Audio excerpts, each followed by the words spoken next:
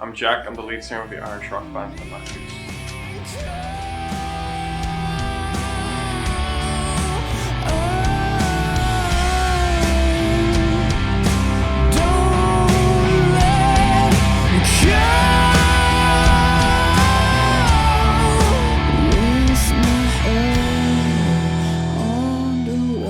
So yeah, we're three brothers. The band is the Matthews. We're the Matthews brothers.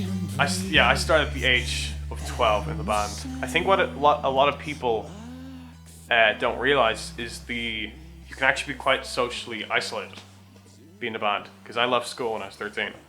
So when you leave school, it's not like there's, you're gonna miss a lot of your friends. You're not gonna see them a lot. You're kind of leading different paths. You kind of have to grow up a lot quicker.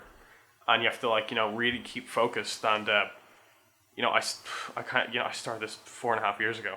I'd made the decision, and I kind of just stuck with it. If I was to give up the curls or the eyeliner, oh, that's seriously hard. I feel that even if I didn't have the curls, I could do something with my hair. I could make it kind of like wavy. Giving up the curly hair. I don't think I could give up the eyeliner. I think it just could become part of me. I might just have to get it tattooed on. I don't know. It's an unanswerable question. Yes, we were called a different name before the Matthews. We just decided to not hide behind a name anymore, and it was a name that we didn't really feel described us in any way really. So it was also so annoying at gigs because it was such a complicated name. Children of the S-O-N, and people would be like, oh, so it's S-U-N. I'd be like, no, it's S-O-N. And then if they typed in S-U-N, they'd get a sun cult. So it was just like, what is oh dear God. So we just decided to change it to Matthews, and it's a lot simpler and it's a lot cleaner. It's who we are. I mean, we're the Matthews brothers, so let's be who we are. LA was amazing.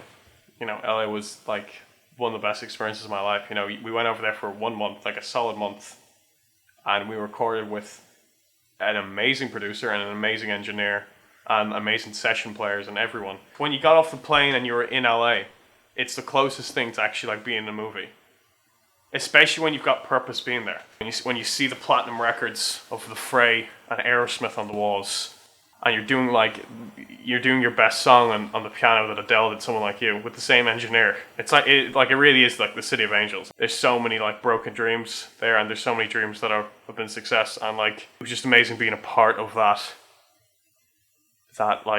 world. And hopefully we'll be going back in the next 6 or 7 months. The best advice I could give someone is to really, really practice. Decide what you want to do and just kind of stick with it. Don't jump. You have to let it consume you. You have to let it become your life.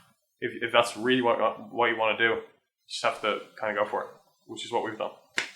One of the pieces of advice I would give someone though is wait till you're good before you start releasing. Because what you really don't want to happen is if you're bad, I'm not trying to be harsh, but if you're bad and you release something, people aren't going to care. Wait until you're good. Wait until you have the songs that are right, and then record them and then release them. Seriously, some seriously mad songs have come out of that shit. I just go when I'm really angry. I just go and write about it. I remember we were shooting a video, and it was for a single, and we went down to this train track, and basically this thing happened. I'm not going to go into it, but I just got I was probably some of the most pissed off I've ever been, and I just came back and I had made this track that day, and I just wrote the chorus in 5 minutes for Hope Is Gone. It was I have no feeling left in me now, my hope is gone, it's been so long since I believed anything or anyone up above. And I was just, that's the thing about songwriting, it really has to come from a place where you really feel it, or else it's contrived. Because if it doesn't come from a real place, it's going to feel contrived, and everyone's going to know it's contrived.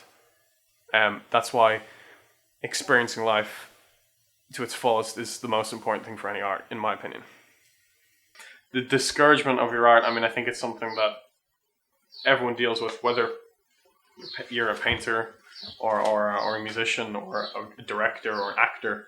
I think it's natural. You create something, you put a lot of time into it.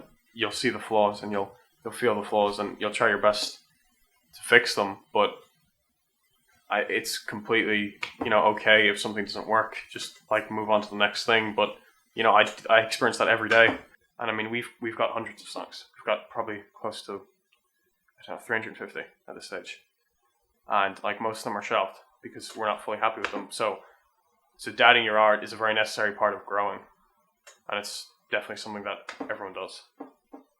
No, I don't think it's ever too late to start music. I really don't. I think that's what I'm talking about. Experiencing life, especially if you're a writer, it doesn't.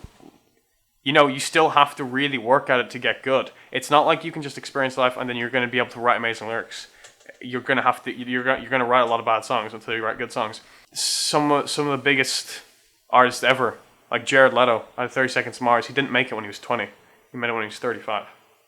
You know, but no one cared because the songs were good, and the songs had truth to them. So it's never too late. You know, to start music. It doesn't matter if you're 10 or like 100, you know, or like 25 or whatever. Just like start it if that's what you want to do.